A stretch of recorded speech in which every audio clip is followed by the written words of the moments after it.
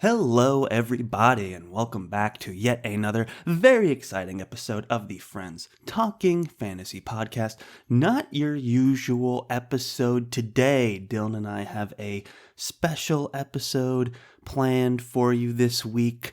Instead of Dylan and I going on and on about the fantasy this, book that, friends this, we have a very special collaboration with one of our favorite fantasy podcasts, Wizards, Warriors, and Words, a fantasy writing advice podcast. We've had the pleasure of knowing Jed Hearn, Rob Hayes, Michael Fletcher, and Dirk Ashton through Twitter, and we've also just been huge fans of their podcast. Each episode, they discuss a topic related to writing, editing, publishing, and marketing fantasy books. Between all of them, they have over 30 novels published, and that's through traditional and self-published routes. So you're bound to find new insights to improve your writing, or at least hear a couple of great friends talking about fantasy.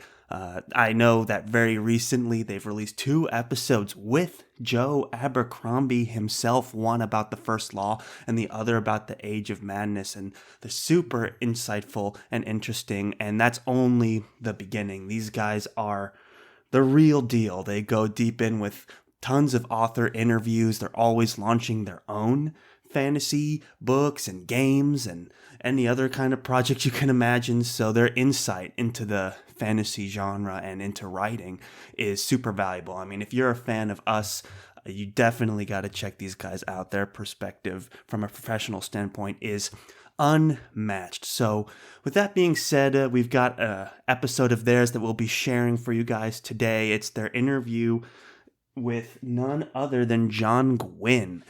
We've collaborated with the brothers Gwynne several times, and we've had the pleasure of discussing The Shadow of the Gods and The Hunger of the Gods on the show. We're huge John Gwynne fans, so super excited to share this interview with you guys, and we hope you enjoy it. And if you like it, check out Wizards, Warriors, and Words wherever podcasts can be found. They also have their website, wizardswarriorswords.com. That's wizardswarriorswords.com. Enjoy and go forth and conquer, friends.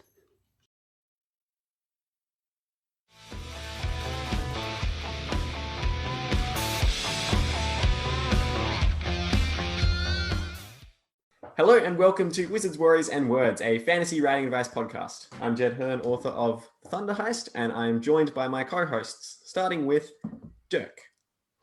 I am Dirk Ashton, and I really wish I would have written this because it's He's holding up Malice by John Gwynne. Also joined by Rob. Hi, I'll be Michael R. Fletcher today. You know what? Why not? I also wrote Malice. And Valor, and Ruin, and Wrath. And lastly, Mike. I guess that makes me Rob Hayes, and I'm realizing that my office turns into a sauna in the summer if I close the door, because it is balls in here. Holy crap. And he's in like the North Pole. Yeah, I reckon. Next to Santa's workshop. He's in Santa's workshop. He is Santa. An elf. Makes sense. Oh, God, Michael R. Fletcher is Santa. That's never going to go well. Yeah, Christmas is cancelled, guys. Grim dark Christmas. And we are joined today by a very special guest, John Gwynne. John, welcome to the show. Hey, guys. Thanks for the invite. It's great to be here. And you have a new book out. Yes. I do. Yeah. I'm prepared, but I don't even have it here. But The Shadow of the Gods. Yeah, Shadow of the Gods. It's got that amazing dragon and that little bitty guy. That cover, that promises. Yeah. It's the fact that the dragon extends onto the back cover as well that really gets me. I'm like, me too. I've got that on order now. I was like, shit, I should have ordered it last week. No worries. Just a little spoiler. Well, not really a spoiler, but just a little giveaway. The guy on the front of the cover that you just mentioned is actually a woman. Oh, even better. I thought you were going to spoil it by saying there isn't actually a dragon in the story. Yeah, not at all. There's no dragons in this book. Yeah, a lot of people don't catch that this is actually a woman on the front of my last book too. Yeah, War of Gods, the last Paternus book. Yeah, written by John Gwynne. So it's actually Also, super quick thing before we get into this episode. Speaking of covers, both myself and Rob have had our covers shortlisted for Mark Lawrence's self-published fantasy book off. Basically, if you don't know what it is, 300 independently published books enter this thing. One wins the award for like best written book, but then there's also a separate best cover design award, which they choose 30 covers on the shortlist and then the public vote. So I'll put a link in the show notes, but if you want to check out the other shortlisted entries, I've got the Thunder Heist up there. Rob has got Along the Razor's Edge. You can vote for your favorite book. Doesn't have to be one of ours, but we would appreciate it. You can vote Somebody as well to vote for all your favorite covers. You can actually somebody in this group actually won the SPFBO one year. That's right. Rob did. And No, it wasn't me. Yeah, it was. We don't like Rob. It's the year after I was in when I took third. That's it. And then Mike got second. So we've got all. At least I podium didn't get places. third. No, Third. I mean, Mike that's Mike it's got hardly a even what second. we're talking about. Anyway, but yes, we have John on today, and we thought we'd talk a bit about characters because John, you've had some pretty high praise for the characterization in your books. So we were wondering, like, where do you kind of start when it comes to designing your characters? Are they sort of one of the main first sources of inspiration that comes to you when you're writing a novel, or is it the world? What are you sort of thinking about when you're developing your characters? It's hard to be self-analytical like that, but I think it's not as organized as it is probably going to sound. It's more of just a big mess in my head that starts to become untangled the more I work through it. So I'm really thinking about all of it at the same time. I don't kind of think, right, I'm thinking about characters now and I'm thinking about world building. It's just all going on in my head at the same time. I often kind of start with a spark for the story. So for example, my latest book, The Shadow of the Gods, which is a Norse-inspired trilogy, the spark for that was reading the Poetic Edda. There's a book in there called the Voluspa, or the Seeress's Prophecy, and there's just a beautiful little passage at the end of that, couple of paragraphs where it's talking about Ragnarok, that end of days battle with the Norse gods, and at the end of it, all the gods are dead. There's a few survivors, and then out of the ashes rises this dragon, Nithogga, who is kind of locked up in chambers beneath Yggdrasil, the world tree. And the passage, this CRS, Voluspa, describes this dragon emerging from the ashes and rising into the air, and there are corpses hanging from his wings. And I read that and I kind of sat back and thought, wow, that's cool. And then I thought, I wonder what happened next, and that was kind of that was the spark that started this whole trilogy rolling, but at the same time, obviously you're thinking about an original story to tell.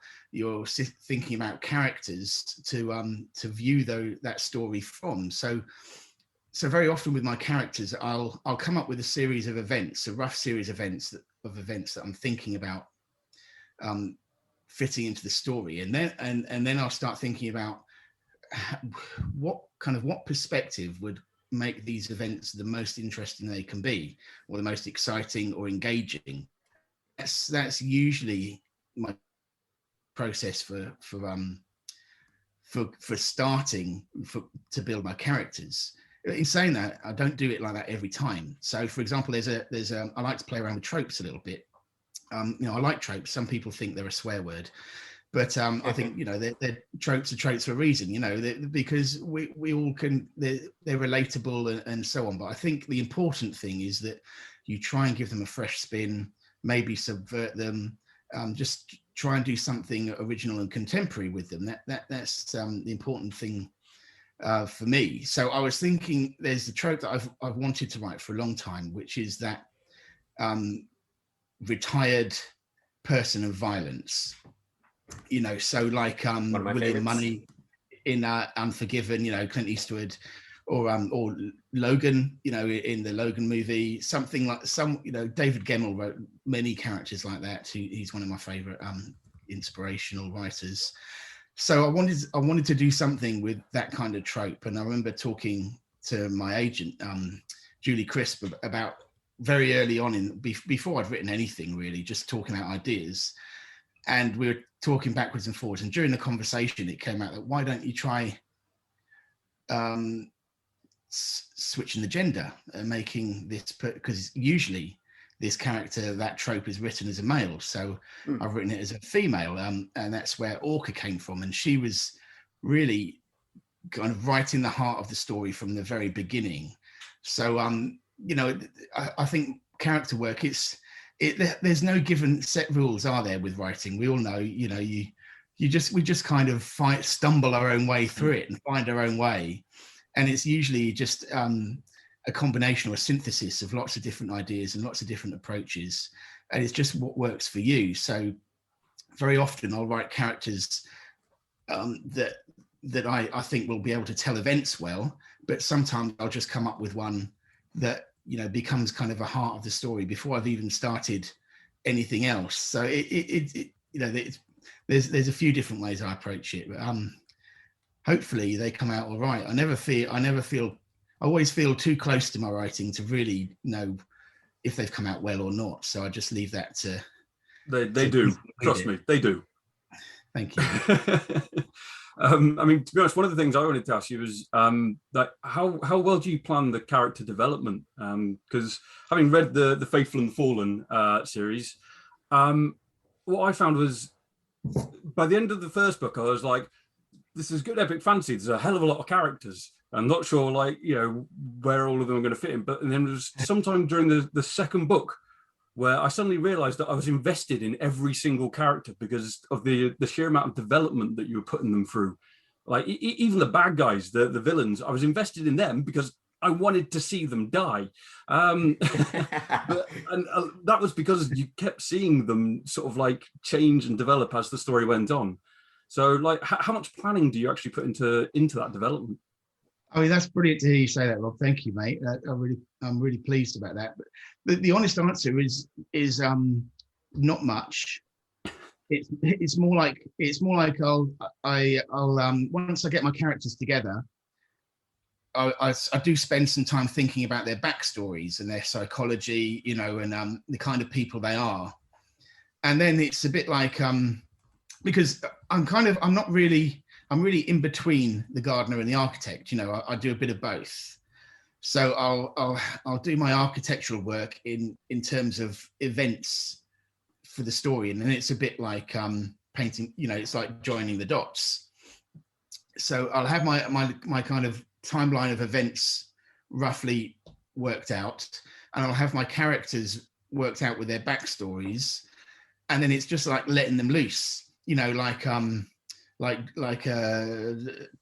dog racing, you know, you just the cages come open up the gates and see who wins. And the dogs all come out, and I just kind of see where they go. And for me, the most important thing is just to try and be true to kind of the character profiles that I've come up with, and in the events that they find themselves, trying to put yourself in their place and make the decisions that they would make under those conditions.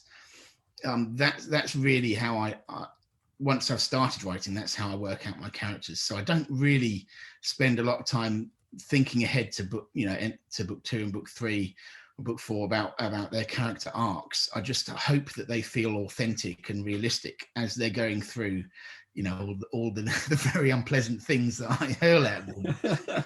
Yeah, I think Matt Gwynne, for one, I don't know if I'm pronouncing that right, is definitely, he went through some shit. Yeah. I mean, he again, see, that's an interesting one you mentioned, because a lot of people, he tends to be one of the favorites from that series that I hear about. But I hadn't even originally planned him as a point of view when I wrote Malice. He was with another character, and my agent, Julie Crisp, who was my editor then, she read the first draft of Malice, and she was like, "You've killed a lot of people at the end of this book, but I think you could probably kill some more." So I said, "Okay, I'll have a think about that."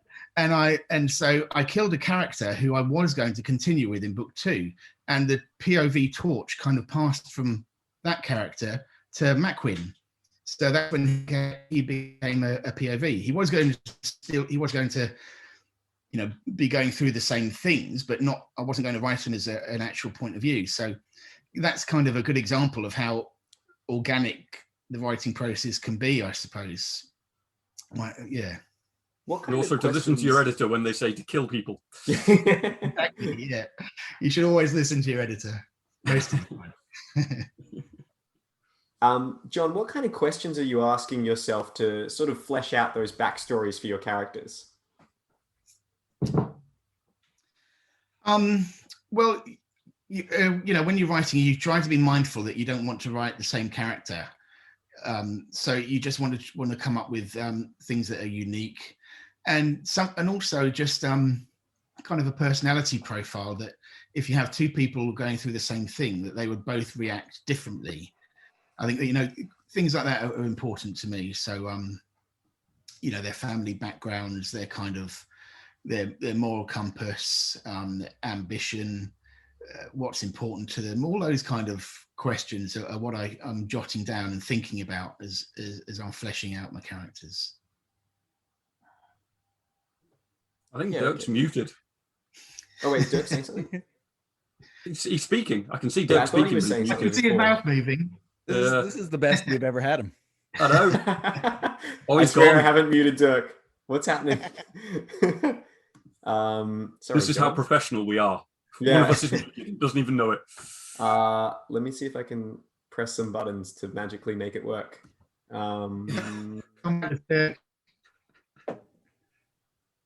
Dirk, Type your question, Dirk. We'll ask Yeah, it type for your you. question. That's a good idea. Type your question using the chat feature, which is just down the bottom of Zoom. If you put your mouse down the bottom where it says chat next to share screen, and then just type it in there. Sorry, everybody. This is not a shambles. Okay, while we're waiting for that, John, how do you make minor characters interesting? Like when they don't get a lot of screen time, they're not, maybe they don't even have a point of view. How do you still make them kind of interesting and compelling characters for people to read about? Any sort of tricks or the like, I suppose, to these are good questions. Somebody. It's stuff that I don't actually consciously think about, so I'm trying to kind of work it out as you ask me the question. I always try to write something where there's a kind of a camaraderie and a banter between groups of people. Friendship and family are always kind of big themes for me, and I think when, especially amongst friendships, you've always got that kind of deep personal. There's a banter going on between you where you may love your mates, but the way you speak to them might not actually reflect that. It's and so especially if they're your best friend, it's like you speak to your best friend a little bit differently to most people. It's like it can be quite sort of pointed, but you're still friends. Yeah, I mean, just look at you guys. The way you guys are chatting to each other. But so I we're think tame today, John. You should see us some other times. It's brutal. So that's all I'm usually looking for, is just something that feels a little bit individual and unique, a little bit quirky, and then kind of taking those tropes. So you always with your side characters, you might have the mentor, or you'll have the friends, and usually one of them's a big guy, one of them's a slim guy, and they have personality traits. But I just try and move them away from the tropes, so that they feel realistic. And I think of them really as if these guys were kind of hanging out at the pub together. What would be the kind of chat they were having?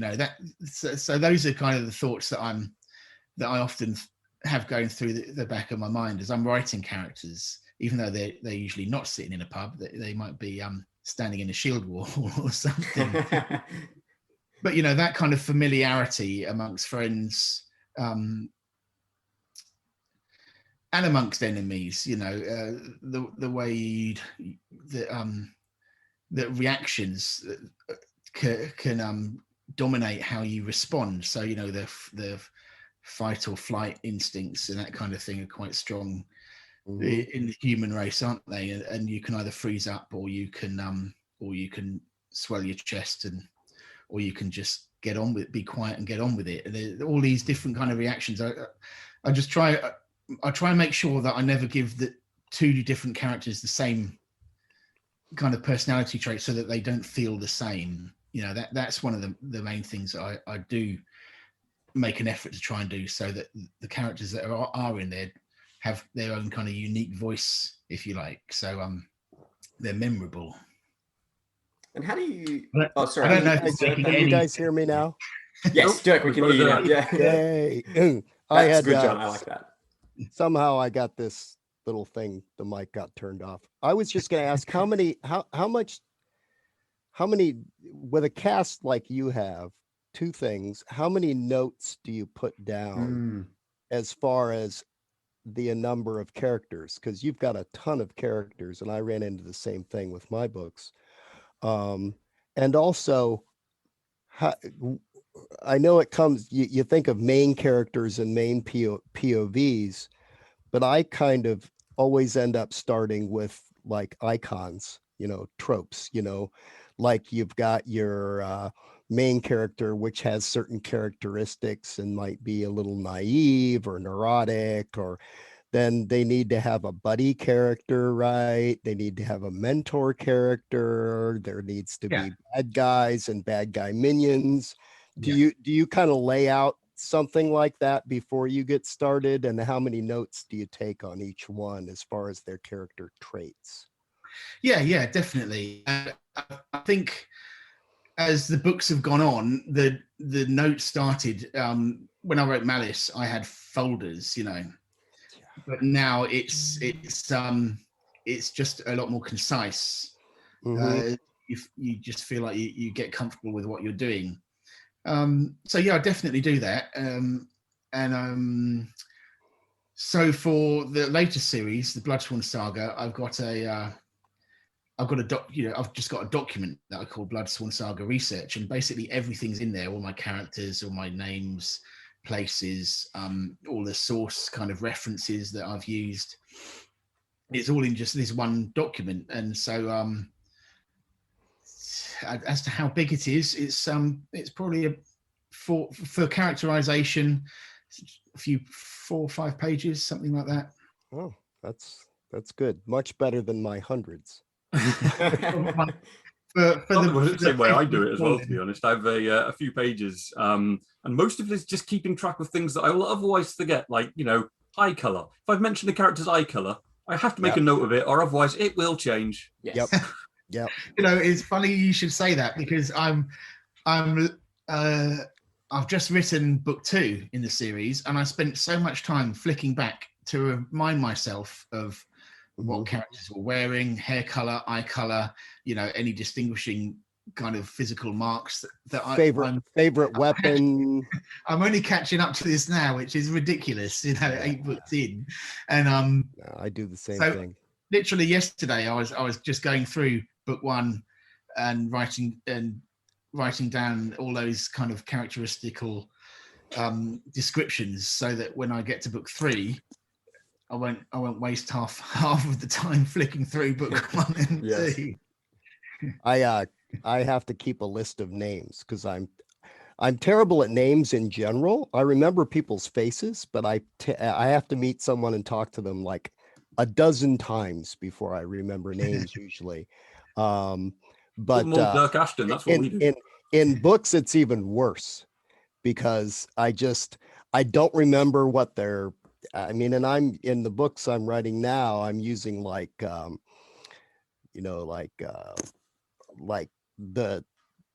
whatever the thing is called in the middle of the name, like Mon, or San, or as in Abercrombie uses Dan. And I've got a ton of those, and I just don't remember what they are. So I constantly have to refer back. Yeah, notes are really helpful. Yeah, my main character's mother's name, I keep forgetting it. So I have to go back. I have that open so I can look right away. Oh, yeah. So I don't have to put brackets mom's name. Yeah. Oh no, you've got to do that. You have your placeholders where you're like, I occasionally just have like everywhere. in bold, just bold and caps, just name because I've completely forgotten it, Yep. or I have to make it up or something. Exactly. And they make it into like the into my alpha and beta drafts. And so many times I get feedback from one of my readers who's just come back, I don't know about this name. And it's like, it's just name. It's like, no. Ignore that. Yeah. A very That's why beta reader. It's like, I always put those in brackets so I can search them and fix them later. Ugh. I've been using a software recently because like John, as you were saying, we're trying to keep track of everything. Like I realized that with the series I'm about to write, it's going to be mental to try to keep track of everything. So I just started using this software called WickedPad, which I think Brandon Sanderson uses for his like internal continuity stuff. And it's been a little tricky to first get, but like it's really useful because you basically just like type in a name of a character and then it automatically creates a page for it where you can put details down for that character and you can link it to everything else. And so hopefully that will mean that I don't have to run into the same issue of rereading like a 200,000 word book just to get the eye color of a character. Being so organized, Jed. There are a lot of nifty toys to use in writing. What is the software program everybody loves that I terrified? Scrivener. That's what you use, isn't it? Yep. Used it a bit in the and past. That keeps. Do you use anything like that, John? What do you write in? I used to write. I started with Scrivener, and I just after a while I felt like I wasn't really using it the way it should be used, so I just went back to Word. So I just do everything in Word now. Yeah, exact same thing happened to me. Yeah, I used it for a couple of books, and then I was like, I don't need all this extra functionality. Yeah. I mean, I probably do need it, but I don't. I'm such a slow writer anyway. I'm terrified of taking the time to learn how to use it. Yeah. And I've heard about weird bugs and stuff about trying to export. So I'm sticking with Word. I'm sticking with John Gwynne and Joe Abercrombie. Just write it in Word. Not George R. R. Martin though, who writes R. Martin instead. Go back to DOS. Yeah, exactly. From like the 90s. So good. Mike, do you have any questions for John about characters before we wrap up this episode, which we probably will do soonish?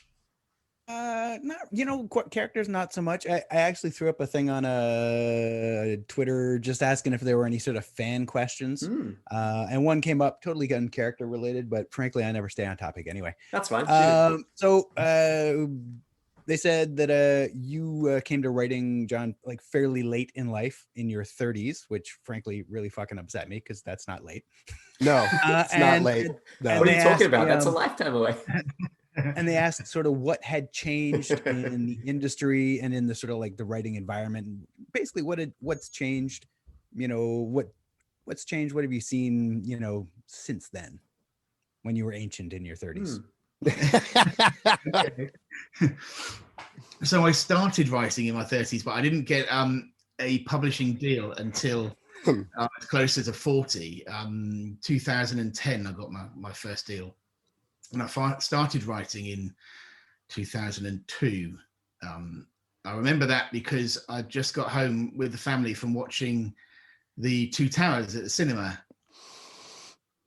And we were all sitting around the table. And just for a bit of backstory, so for some context, I used to teach at a local university, and I was moving on to do my PhD there.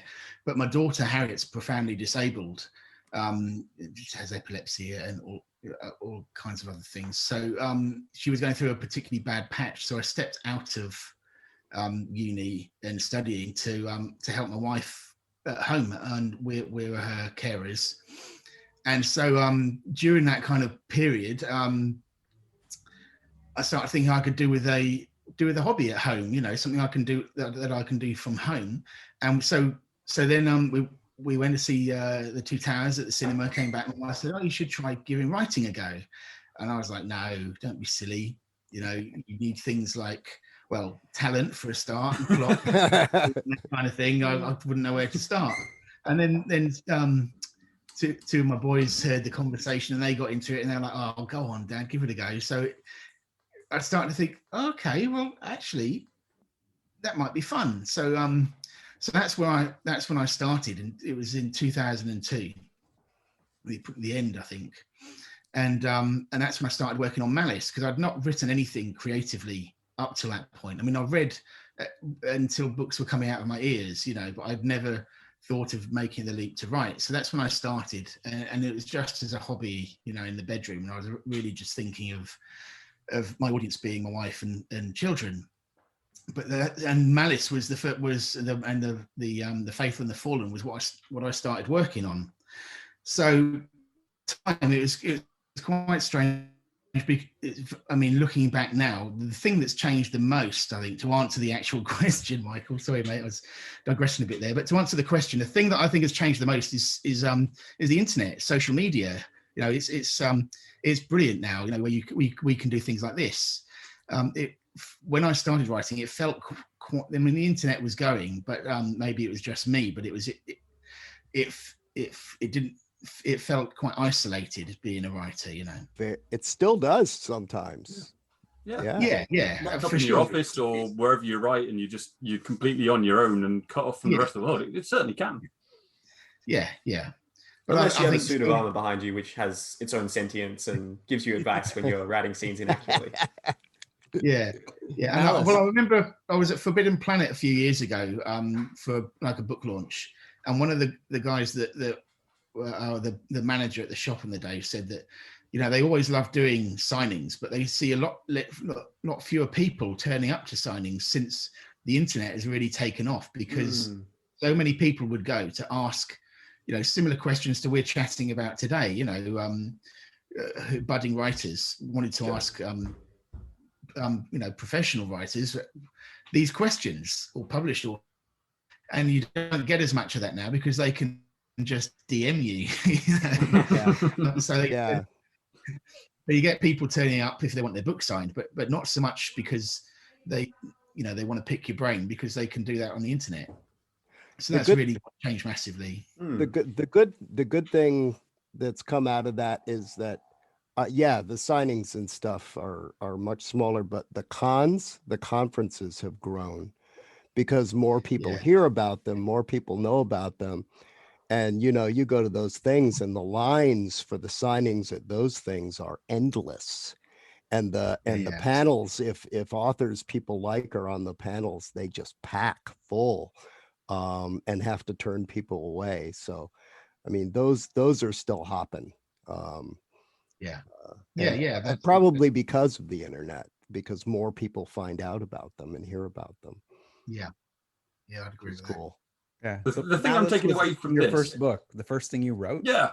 That's incredible. That's insane. I was thinking, blows me away. And me too, because when I read that, I was reading that as like, this is a really mature writer who's been doing this for a long time. I had no idea that was your first, that could have possibly been come out of someone's mind who had never actually thought about doing fantasy creative writing before. It's like, here's my hobby book. I'm blown away. Yeah. Well, it went through a big edit. Still bloody good. I think we're all united in this when we say, "Ooh, we hate you." Yeah. You're talented. But in a very constructive jealousy, Rob. What are you talking about? Not envy. Yeah, it's a very loving hate. Yes. That's it. Awesome. All right. Well, I think we'll probably put a pause to this conversation there. We're going to have John back again for an episode, maybe next week, maybe a week after. Not sure how these are going to come out. But thank you for everyone for listening to this episode. Oh, John, tell us quickly about your latest book, is it The Shadow of Gods? Is that correct? The Shadow of the Gods. Yeah. So that's book one of a trilogy called the Bloodsworn Saga. It's a very much Norse-inspired tale.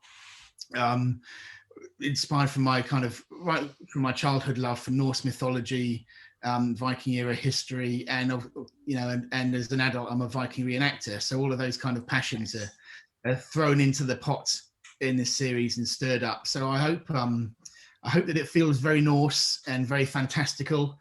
I spent a lot of time researching Norse mythology, but I didn't want it to feel like it's just a book about Thor and Odin and Loki, so I've come up with my own pantheon of gods that hopefully kind of tip the hat to those guys, but hopefully it feels like it's a fresh take as well.